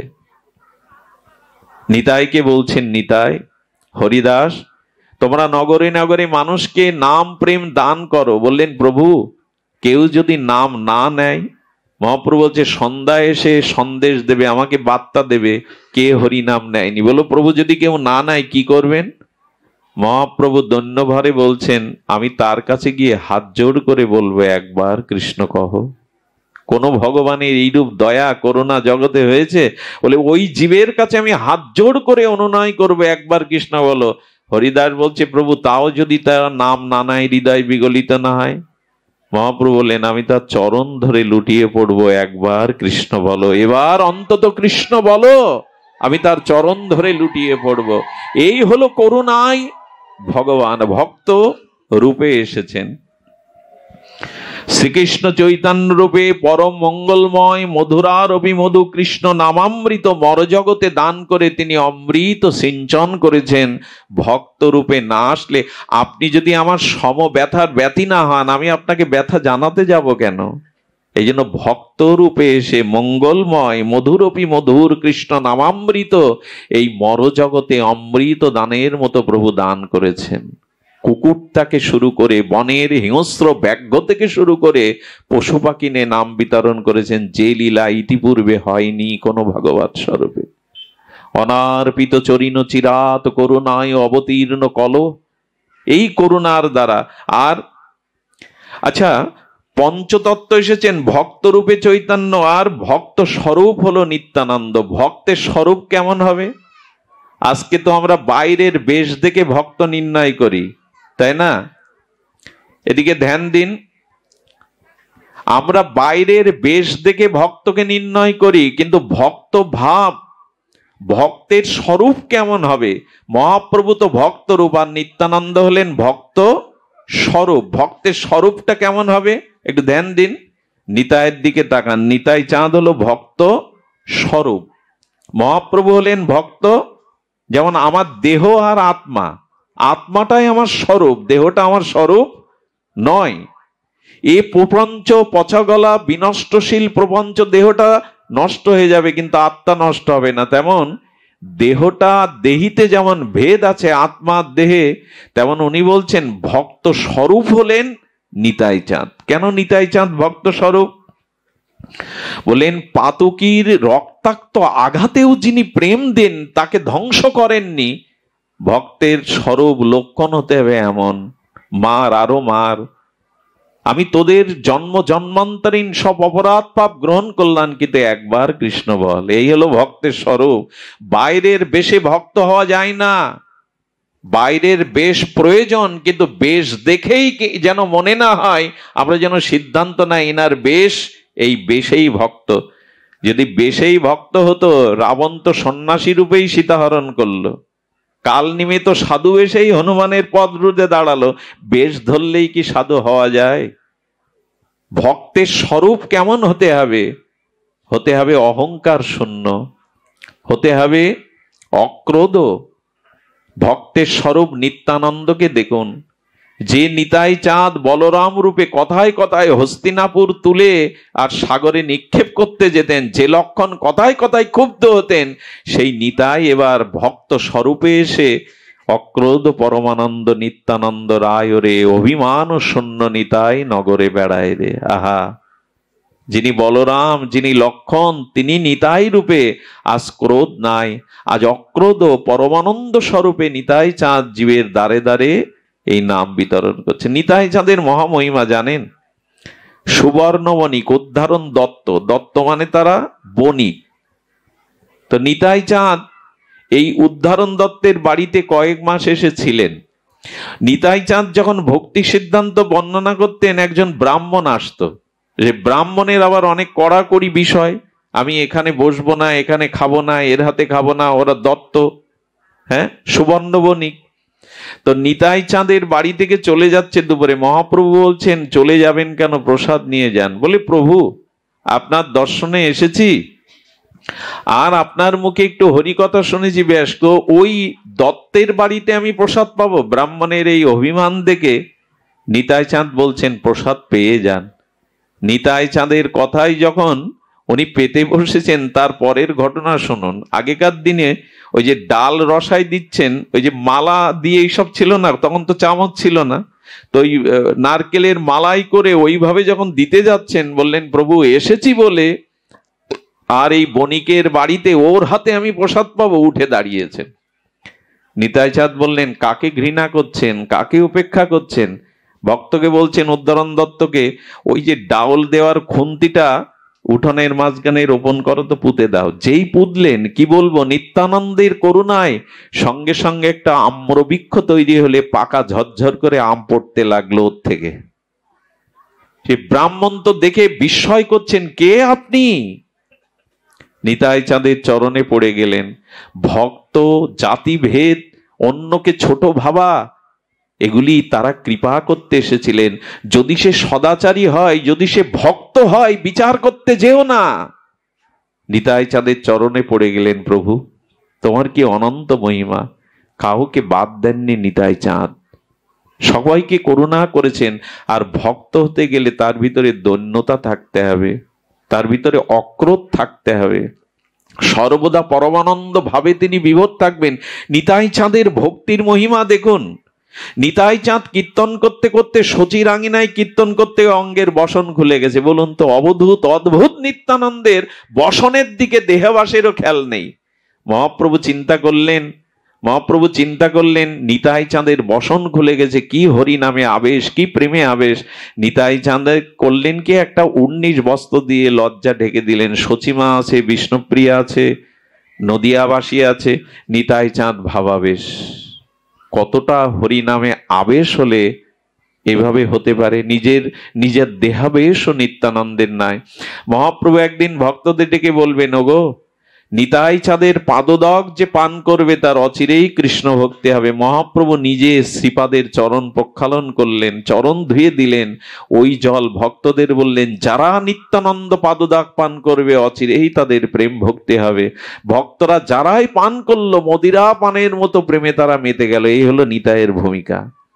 মহাপ্রভু একদিন বলছেন, শ্রীপাদ আপনার একটা প্রসাদী বস্ত্র আমায় দেবেন।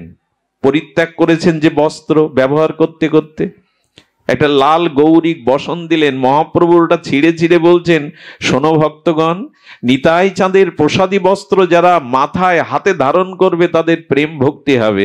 ভক্তরা যেই মস্তকে শিরে হস্তে ধারণ করলেন, প্রেমে উন্মত্ত হয়ে সবাই গড়াগড়ি দিয়ে অশ্রুপ্লাবিত হয়ে হরিনাম করতে লাগলেন। এই হলো নিতাইয়ের ভূমিকা। ভক্তের প্রসাদী বস্ত্রের মধ্যেও ভক্তি থাকে, এলো নিতাই ভক্ত স্বরূপ। একজন ভক্তের গায়ের বাতাস লাগলেও আপনার মধ্যে ভক্তি হবে। ছোঁয়াচে রোগের মতো, জীবাণু সংক্রামিতের মতো ভক্ত স্বরূপ। এই জন্য ভক্তের স্বরূপ হবে অক্রোধ। যারা ভগবানের নাম নিয়ে, যারা সম্প্রদায় নিয়ে দলাদলি করে, আসলে ভক্ত স্বরূপ তারা বোঝেনি। সূর্যের আলো কি আলাদা করে দেয় গো? বাতাসটা কি, ফুলের গন্ধটা কি ভাগ করে দেয় কে কত বড় ভক্ত কে ছোট ভক্ত বলে? বাতাস যদি নিরপেক্ষ হয়, তুমি কেন পক্ষপাতিত্ব করবে? আর সব জায়গায় সনাতনী হিন্দুদের এই মত পথের দ্বন্দ্ব।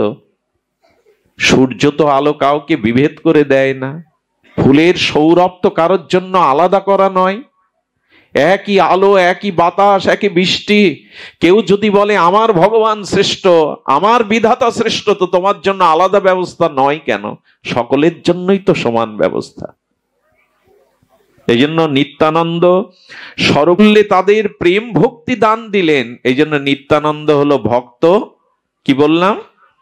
অনেকের মধ্যে ক্লান্তি দেখছি, জানি না হরি কথাতে ক্লান্তি না আসুক। নিত্যানন্দ তত্ত্বটা হলো ভক্ত স্বরূপ। আর অদ্বৈতকে, অদ্বৈত হলো ভক্তাক্ষ, অর্থাৎ শ্রী অদ্বৈত ব্রহ্মাদারি দুর্লভ এই নাম যজ্ঞের তিনি কি হলেন? ভক্ত অবতার। মহাপ্রভু ভক্ত, নিত্যানন্দ ভক্ত স্বরূপ, আর শ্রী অদ্বৈত হলো ভক্ত অবতার। স্বয়ং ভগবান আচার্য রূপে অবতার হলেন মহাবিষ্ণু সদাশিব। ভগবান শঙ্কর আর মহাবিষ্ণু এই কলিহত জীবের মহাপ্রভুর হরিনাম প্রেম দানের জন্য তিনি ভক্ত অবতার হলেন। ভক্ত অবতার রূপে অদ্বৈত আচার্য চোখের জলে গৌরকে আনলেন। ডেকে ডেকে তুলসী দলে কৃষ্ণ নাম লিখে সুরধনী গঙ্গায় ভাসিয়ে গৌর অনানিধি গৌরকে আনালেন। কেন জানেন? শুনুন, ভক্ত অবতারের ভূমিকা দেখুন। প্রকটিত হইয়া আচার্য করেন বিচার, কৃষ্ণ ভক্তি শূন্য সব লোক ব্যবহার। অদ্বৈত আচার্য যখন প্রকাট হয়েছিলেন, আমাদের অদ্বৈত আচার্যের শ্রীপাঠ কিন্তু আমাদের সুনামগঞ্জে, সিলেটে। আমরা কম ভাগ্যবান নয়। মহাপ্রভুর পিতৃভূমি আমাদের এই ঢাকা দক্ষিণে, অদ্বৈত প্রভুর পিতৃভূমি কমলাক্ষ শান্তিপুর পুরন্দর আমাদের সিলেটেই। এমনকি শ্রীবাস ঠাকুরেরও পূর্ব অলয় আমাদের শ্রীহট্টে। কে আসেনি? হরিদাস ঠাকুর এখানে এসেছেন, পুণ্ডরিক বিদ্যানিধি এখানে এসেছেন, আর আমাদের মাঝে এসেছেন ঠাকুর নরোত্তম। এই রাজশাহীর খেতুরে তিনি এসেছেন। এই পূর্ববঙ্গের মানুষকে গালি দেয়া হতো গঙ্গার এপারের মানুষ বলে, বললো পাণ্ডব বর্জিত জায়গা। এখানে আমাদের গালি দেয়া হতো যেটা পাণ্ডব বর্জিত, পাণ্ডবরা এদেশে আসেনি। গঙ্গার এপারকে, হিন্দুদেরকে কলঙ্ক দেয়া হতো, এরা গঙ্গার ওপারের ভক্ত। মহাপ্রভু প্রেম ভক্তিতে এমন জনকে পাঠালেন, পাণ্ডব বর্জিত কি, পাণ্ডবরাও যাদের চরণ বন্দনা করে তাদের মহাপ্রভু এবারে এই দেশে আবির্ভাব ঘটিয়েছেন, কলঙ্ক ঘটিয়েছেন। পাণ্ডবরাও যাদের চরণ ধুলি চায় তারা এই দেশে জন্মেছেন। হরিদাস এসেছেন, আমাদের ঠাকুর মশাই নরোত্তম। রূপ সনাতনের স্মৃতি তো এই দেশেই। হরিদাস ঠাকুর এই কলরোয়ার ক্যাড়াগাছিতে এলেন, পূর্বের যা বুড়ন গ্রাম, এরা পাণ্ডবদেরও বন্দনীয় চরণ। মহাপ্রভু কলঙ্ক ঘুচিয়েছেন আমাদের। পাণ্ডব বর্জিত কেন হবে? পাণ্ডবরাও যাদের চরণ বন্দনা করেন আমরা তাদের পেয়েছি এই দেশে। এই জন্য অদ্বৈত আচার্যের তিনি প্রকট হয়ে দেখলেন জীবগুলির কৃষ্ণ ভক্তি নাই। মানুষ বিড়াল কুকুরকে আনন্দে চড়ুই ভাতি করে, বিয়ে দেয়, টাকা ব্যয় করে, আর ছেলে মেয়ের জন্মদিনে বিবাহ বার্ষিকী লাখ লাখ টাকা বাজি পোড়ায়, আলোর রোশনা করে, কিন্তু ভগবানের আবির্ভাব তিথি পালন করে না, জন্মাষ্টমী পালন করে না। চারিদিকে বিষয়ের গন্ধ, কোথাও ভগবানের নাম নেই, শুধু তর্ক পাণ্ডিত্য। এক পণ্ডিত যাচ্ছে গঙ্গা স্নান করতে বেলা 8টায়, আর এক পণ্ডিতকে ঘুমন্ত অবস্থায় বলছেন, ওগো চোখ খোলো, ওঠো, চলো গঙ্গা স্নানে যাই। ঘুমান্ত পণ্ডিত বলছেন, সূর্য উঠেছে আগে প্রমাণ করো, তারপরে আমি উঠব। আচ্ছা, চোখ বন্ধ করে যদি সারাদিন বলেন সূর্য উঠেছে প্রমাণ করো, করা যাবে? মহাপ্রভু চিন্তা করলেন, এই যদি পণ্ডিতদের অবস্থা হয় তাহলে কলিজীবের কি হবে? এটা তর্ক প্রধান। 11টা বেলা 11টায় স্নান করে পণ্ডিত এসে বলছেন, তুমি এখনো ওঠোনি? বললো, ওই যে সূর্য উঠেছে, প্রমাণ করো। প্রভু দেখলেন এই হলো দুর্দশা। অদ্বৈত আচার্য দেখলেন কারো কৃষ্ণ ভক্তি নাই, কারো হরি নাম নাই, কেউ ভগবানের জন্মতিথি পালন করে না, বিবাহ বার্ষিকী ঘটগোলে পালন করে, বিড়াল কুকুরের বিয়ে দিয়ে ভোজ দেয়, অথচ বৈষ্ণব সেবা সাধু সেবা দেয় না। এই দুরবস্থা দেখে অদ্বৈত চিন্তা করলেন, কি করলেন, জীবের মঙ্গল হবে কি করে? ভক্ত অবতার হয়ে এসেছেন তো। তখনই ভাবলেন, আমার মতো অদ্বৈতের দ্বারা জগতের অন্ধকার দূর হবে না, এই জীবকে প্রেম দেওয়া যাবে না, যদি স্বয়ং ভগবান আসেন কৃপা করে। এই জন্য তুলসী পাতায় চোখের জলে বাবলা তলায় বসে অদ্বৈত আচার্য গঙ্গায় ভাসিয়ে দিতেন, প্রভু তুমি এসো। এই যুগ তো ভক্তির যুগ। তুলসী পাতায় চোখের জলে কৃষ্ণ নাম লিখে গৌরকে আনালেন। এই জন্য মহাপ্রভু মাঝে মাঝে ভক্তদের মাঝে ডেকে উঠতেন, নাড়া কোথায়? তো সবাই বলতো, প্রভু নাড়া কারো নাম হয় নাকি? বলো, অদ্বৈতকে নাড়া বলে ডাকতেন, কারণ তুই প্রেম ভক্তির দ্বারা আমার সিংহাসন নাড়িয়ে দিয়েছিলি, তোমার জন্যই তো জগতে আসা। তো ভক্ত অবতার হলেন শ্রী অদ্বৈত। ব্রহ্মাদারির দুর্লভ নাম যজ্ঞের অনুষ্ঠান করে বদ্ধ জীবকে শিক্ষা দিয়েছেন, ভক্তকে সমাদর করেছেন। নিজের মায়ের শ্রাদ্ধ, এই বেদ পঞ্চানন, কমলাক্ষ, শান্তিপুর পুরন্দর, তিনি হরিদাসের শ্রাদ্ধ মায়ের পাত্র তুলে দিলেন, দেওয়ার কথা ব্রাহ্মণদের। হরিদাস স্বভাবত দণ্ড বলছেন, এখানে যাজ্ঞিক ব্রাহ্মণ পণ্ডিত আছে, প্রভু আমি নরকের নর্দমার কীট, আমি অধম, আমায় এ যোগ্য নয়। অদ্বৈত আচার্য কি বলেছিলেন জানেন? তোমার মতো শুদ্ধ ভক্তকে এক মুঠো খাওয়ালে শত ব্রাহ্মণ সেবার ফল হয়। তোমার মতো শুদ্ধ ভক্ত এক মুঠো গ্রহণ করলে, অদ্বৈত আচার্যের এরূপ সিদ্ধান্ত ছিল। ভক্তকে তিনি গণনা করতেন, এই জন্য তিনি ভক্ত অবতার। আর ভক্তাক্ষ হলো শ্রীবাস আদি। আমরা এই যে পঞ্চতত্ত্বে বলি না, ভক্ত, ভক্ত স্বরূপ, ভক্ত অবতার, ভক্তাক্ষ হলো শ্রীবাস। তিনি দেখিয়ে গেলেন ভক্ত কেমন হবে। শ্রীবাস যেদিন তার পুত্র বিয়োগ হলো মহাপ্রভুর কীর্তনে, শ্রীবাসের স্ত্রী মালিনী দেবী বলছে, ছেলেটার শ্বাস উঠেছে, একটু ওষুধ দেবে না ওর গালে? উনি বললেন, মহাপ্রভুর চরণদলি হরিনাম ছাড়া আমার কাছে আর কি ওষুধ আছে বলো? ছেলেটার দেখতে দেখতেই মায়ের কোলে মারা গেল, পারবো? একমাত্র শিশুপুত্র মারা গেছে। শ্রীবাস ঠাকুর তখন তার মালিনী দেবী স্ত্রীকে বলছে, কেঁদো না, যদি কাঁদতে হয় সারা রাত তুমি আমি কাঁদবো, কিন্তু তোমার এই মায়া ক্রন্দন যদি মহাপ্রভুর করণে গিয়ে হরিনাম, প্রভু বিশ্রাম দেন, আমি প্রভুর প্রেমে হরিনামে বাধা হয়ে দাঁড়াবো। ছেলেকে কাপড় দিয়ে ঢেকে বললেন, শোনো মালিনী, তুমি যদি মায়া কান্নার কারণে মহাপ্রভুর কীর্তনে প্রেমে বিঘ্ন করো, আমি বলছি পুত্র হারিয়েছে, স্বামীকেও হারাবে, আমি যা বলি প্রতিজ্ঞা করি তাই রক্ষা করে, আমিও আত্মহত্যা করবো সুরধনীতে। নিজের পুত্রকে ঢেকে এসে এরকম বলা যায় তো? ঘরের মধ্যে মৃতপুত্র ঢাকা এসে কীর্তন করছে, শ্রীবাস মহাপ্রভুকে বুঝতে দিচ্ছে না। মহাপ্রভু কীর্তন স্থিমিত করে বারবার ভক্তদের বলছে, ভক্তগণ বলতো, শ্রীবাসের গৃহে কি কোনো অমঙ্গল হলো? শ্রীবাস তুমি বলো, তোমার গৃহে কোনো অমঙ্গল হলো? আমি কীর্তনে প্রেম পাচ্ছি না, আনন্দ পাচ্ছি না। প্রভু তুমি মঙ্গলময়, তুমি যেটা সেখানে অমঙ্গল হতে পারে না। সূর্যে কখনো অন্ধকার নামতে পারে না, প্রভু তুমি মঙ্গলময়, কোনো অমঙ্গল এখানে হতে পারে না। বারবার প্রভু এমনি করে কীর্তন স্থিমিত করে জিজ্ঞাসা করছেন। রাত্র তৃতীয় প্রহারে এক ভক্ত আর সহ্য করতে পারলেন না, মহাপ্রভুর ব্যথা দেখে বললেন, প্রভু রাতের প্রথম প্রহরে শ্রীবাসের একমাত্র ছেলে বিয়োগ হয়েছে। লক্ষ্য করুন এদিকে। যেই মহাপ্রভু শুনলেন, মহাপ্রভু থমকে দাঁড়িয়ে শ্রীবাসের দিকে তাকিয়ে ঝরঝর করে কাঁদছেন। শ্রীবাস, একমাত্র পুত্র মারা গেছে প্রথম প্রহরে, তুমি আমাকে না জানিয়ে কীর্তন করছো, বলছো কোনো অমঙ্গল হয়নি। প্রভু জন্মে জন্মে স্ত্রী পেয়েছি, পুত্র পেয়েছি, তোমার চরণ তো পাইনি, প্রেম তো পাইনি। প্রভু আমার কাছে যতদিন দায়িত্ব কর্তব্য ছিল ততদিন আমি ওকে পালন করেছি। কে পুত্র, কে পিতা, জন্ম জন্মান্তরের সম্বন্ধ তো তোমার সাথে প্রভু। মালিনী দেবী মহাপ্রভুর চরণে এসে মৃত ছেলেকে দিয়ে দিলেন। যখন দিয়ে দিলেন তখন শ্রীবাসের কাঁধে হাত রেখে মহাপ্রভু বললেন, তোমাদের মতো ভক্তকে রেখে আমি সন্ন্যাস কি করে নেব? মহাপ্রভু জানতেন কিছুদিন বাদে তিনি সন্ন্যাস গ্রহণ করবেন। তোমাদের মতো ভক্তকে পেয়ে আমি কি করে নবদ্বীপ এই সন্ন্যাস নেব, তোমাদের মতো ভক্তকে ত্যাগ করে? ভক্তাক্ষ হলো এই। শ্রীবাস ঠাকুর তার জীবনে এই দৃষ্টান্ত জগতে রেখে গেলেন যে ভগবানকে সর্বস্ব অর্পণ করাই হলো ভক্তের শক্তি। শ্রীবাসের জীবনে নবদ্বীপ ত্যাগ করলে মহাপ্রভু শ্রীবাস বলেছিল, নবদ্বীপ আমার কাছে এখন অজগর সাপের মতো লাগে।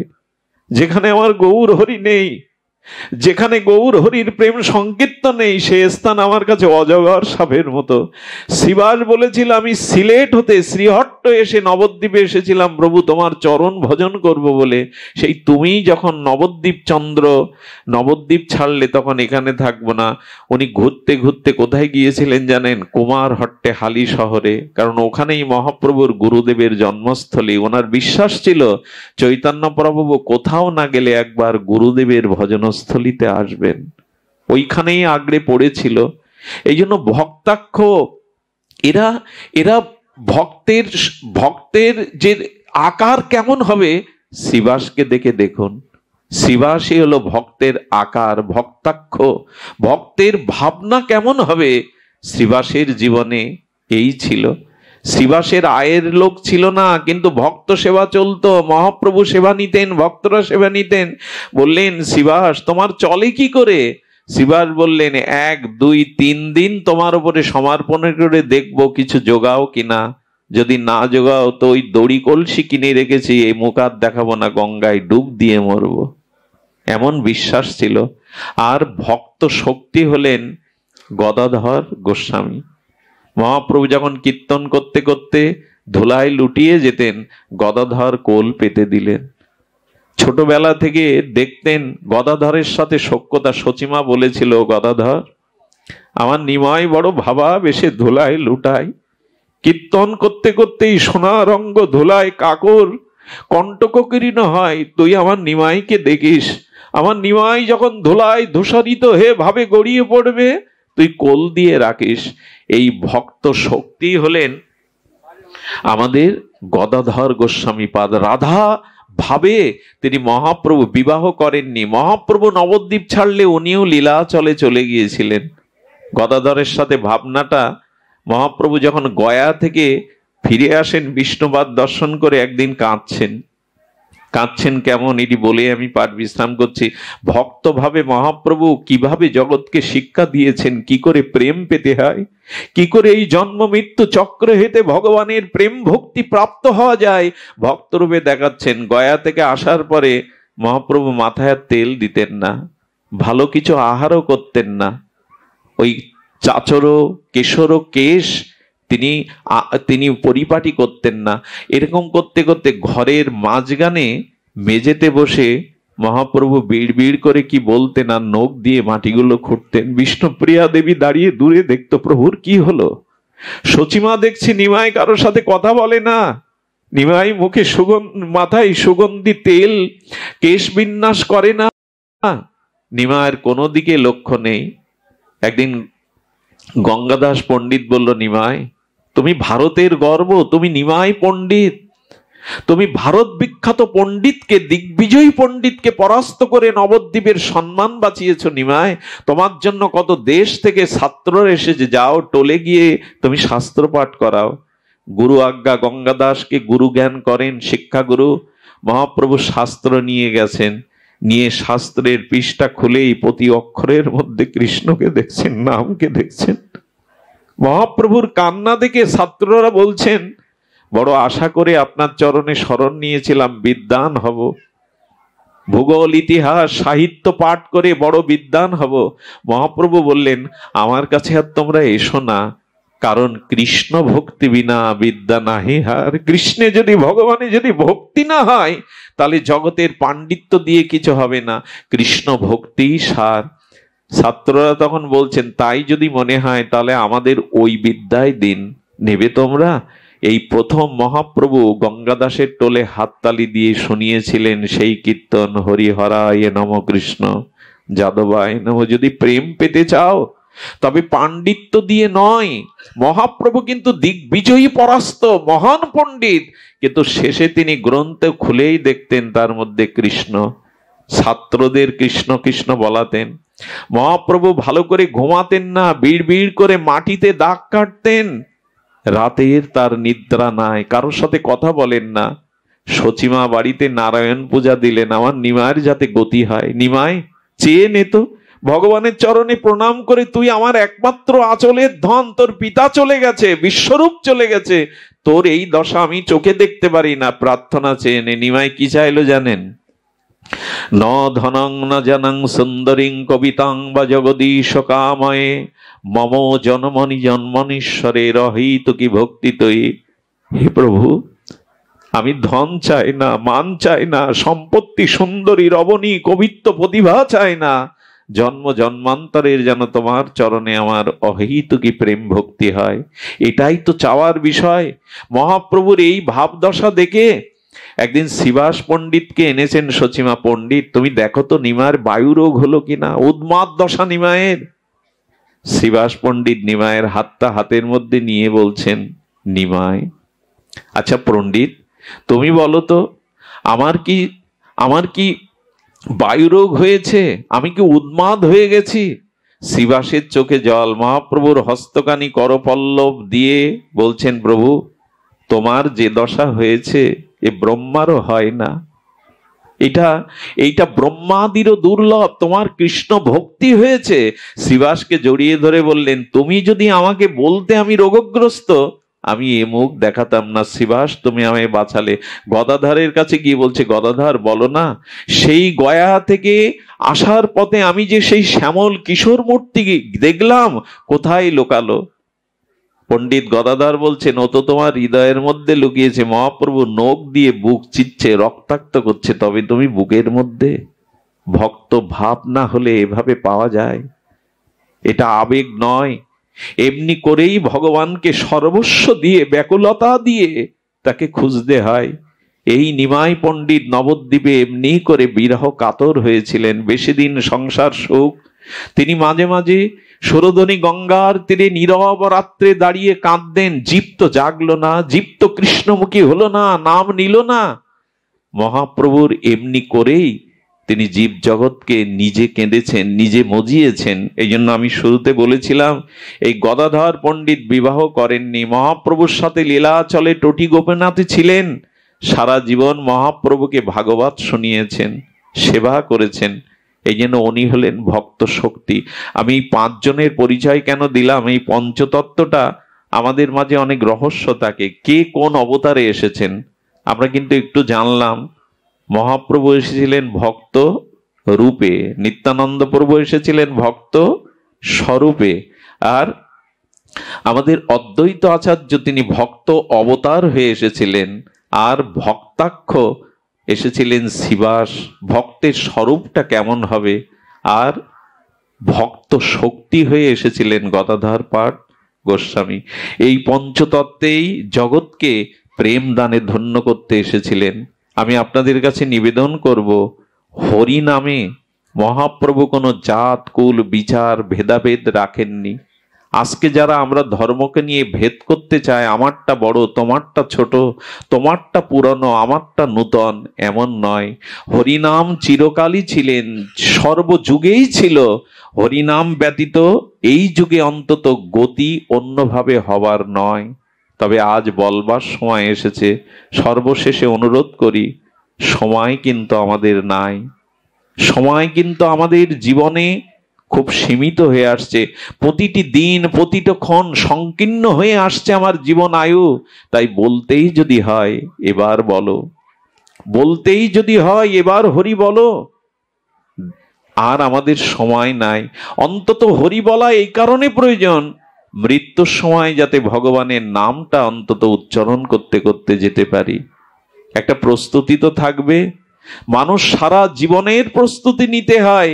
পরীক্ষার জন্য মানুষ কত প্রস্তুতি নেয়, তো মৃত্যুর পরীক্ষার জন্য ভগবানের নামটা যাতে স্মরণ হয়, আমাদের সেই প্রস্তুতি নিতে হবে।